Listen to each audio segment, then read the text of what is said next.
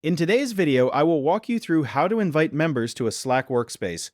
Start by going to your Slack workspace and locating the Invite People option. Once you find it, click on it to open the invitation window.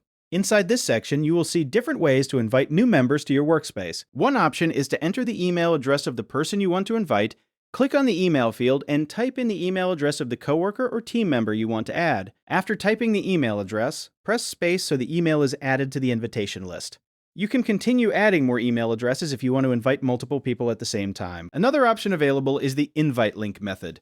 You can copy the workspace invite link and share it directly with the people you want to join your Slack workspace. For this tutorial, continue using the email invitation option. Once the email address has been entered correctly, click on the Send button to send the invitation. Slack will then process the request and send an invitation email to that person. After the invitation has been sent successfully, you will see a confirmation showing that the invitation was delivered. Once finished, click Done to close the invitation window.